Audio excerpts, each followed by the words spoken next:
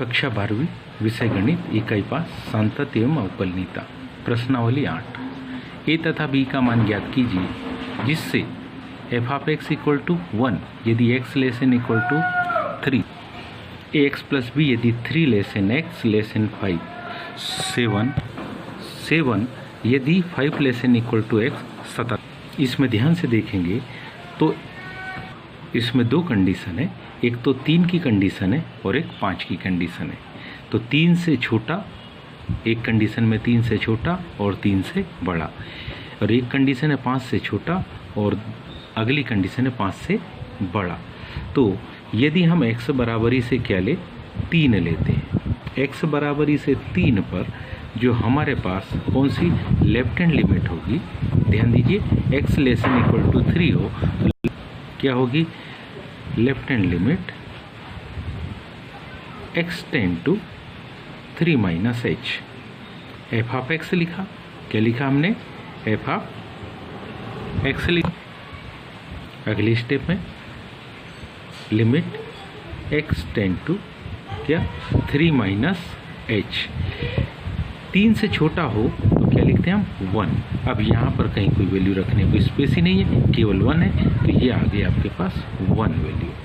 ठीक, अब हम लेंगे कौन सी, राइट हैंड लिमिट। अब ली हमने कौन सी, राइट हैंड लिमिट। अब ली हमने कौन सी limit, right hand limit. Right hand limit means limit x tend to 3 plus h F of x equal to, ध्यान से देखिए, जब 3 से बड़ी कोई वैल्यू आएगी तब हमको ax प्लस बी रखना पड़ेगा।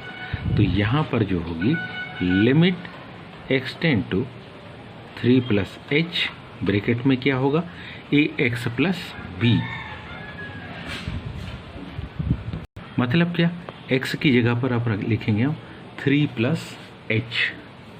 अगली स्टेप में देखिए तो x की जगह पर हम लिखेंगे 3 प्लस h, मतलब लिमिट h टेंड टू 0।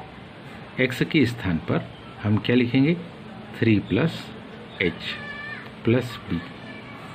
ध्यान से देखिए, जब हम a का गुणा करेंगे, limit h tend to 0, a का 3 से गुणा करेंगे तो 3a plus 3h plus b, oh sorry ah, a का गुणा 3 से किया, a का गुणा h से किया।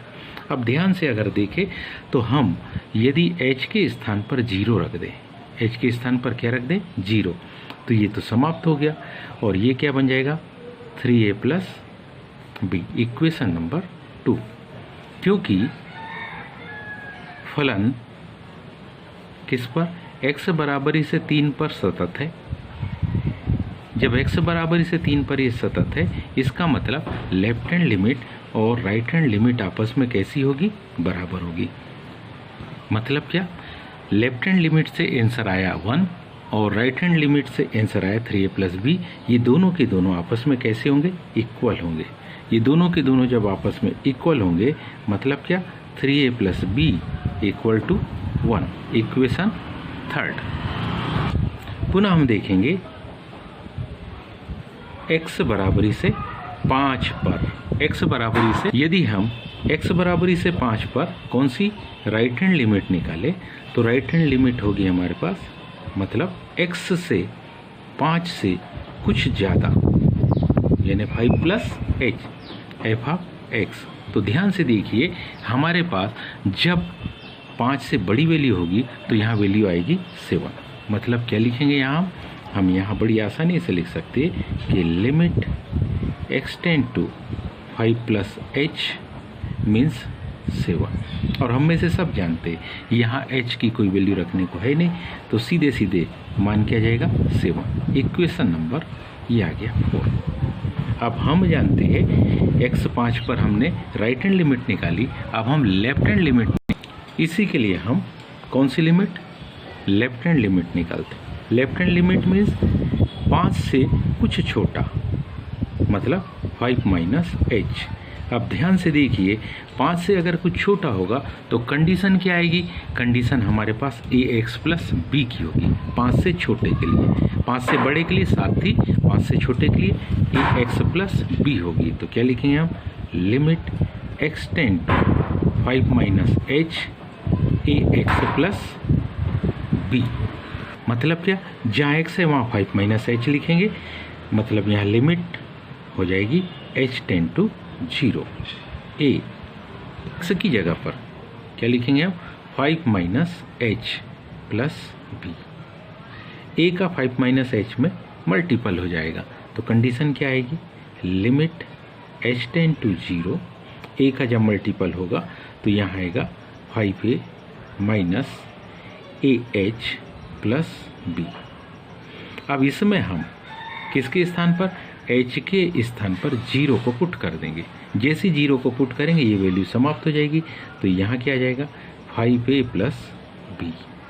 Equation number 5। हम क्या जानते हैं, हम जानते हैं कि ये x बराबरी से 5 पर कैसा है, सतत है। x बराबरी से 5 पर ये फंक्शन कैसा है, सतत है। तो हम लिखेंगे क्या, यदि फलन x बराबरी से किस पर, 5 पर कैसा हो, सतत हो। इसका सीधा सा मतलब क्या होना चाहिए कि लेफ्ट हैंड लिमिट और राइट हैंड लिमिट को इक्वल होना चाहिए। मतलब 5a प्लस b और ये 7 आपस में कैसे होंगे, इक्वल। इसी को नेक्स्ट स्टेप में हम लिखेंगे कुछ इस प्रकार से। तो क्या लिखा हमने, 5a plus b equal to क्या, 7। ये हमारे पास आ गया इक्वेशन नंबर 6। इसके पहले एक और इक्वेशन आया था, वो था इक्वेशन नंबर 3। वो क्या था, 3a plus b equal to 1। और ये आ गया 5b प्लस 7 इक्वल टू 6। यदि हम किस में से, समीकरण 6 में से समीकरण 3 को घटाए हुए, इसको क्या कर दे, घटाने पर समीकरण 6 क्या है, 5a plus b equal to 7 है।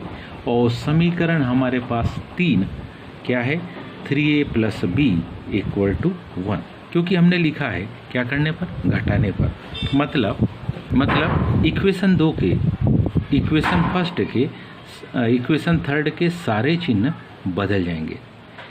धन से सारे चिन्ह क्या हो गए, ऋण। 5a में से 3a को घटाएंगे तो 2a, b से b घट गया, 7 में से 1 घटाया तो 6।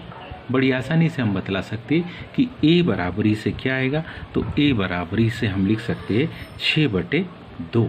जब 6 में हम 2 का क्या करेंगे, भाग देंगे, तो हम जानते हैं कि वैल्यू क्या आएगी, a बराबरी से 3। या तो हम समीकरण 6 में या समीकरण 3 में से a की वैल्यू को रख देंगे तो हमको b की वैल्यू मिल जाएगी। मान लो हम समीकरण 3 में a बराबरी से कितना, 3 रखने पर, a बराबरी से अपन 3 को रखने में वैल्यू क्या मिलेगी, देखो हमारे पास था 3a plus b equal to 1, तो 3a के स्थान पर भी 3 प्लस b इक्वल टू 1। अब ध्यान से देखो तो 3 3 जा 9 प्लस b इक्वल टू 1। 9 अगर उधर गया तो 9 घट जाएगा, तो 1 माइनस 9। इसका मतलब क्या हो गया, b इक्वल टू आ गया ऋण 8। हमारे पास a और b दोनों की वैल्यू कंप्लीट होगी, तो एंडिंग में हम लिख देंगे अतः a बराबरी से, किसके बराबरी से, a बराबरी से 3 व b बराबरी से कितना, ऋण 8। उम्मीद है आप सभी को समझ में आया होगा। आज के लिए इतना ही, शेष कल। धन्यवाद।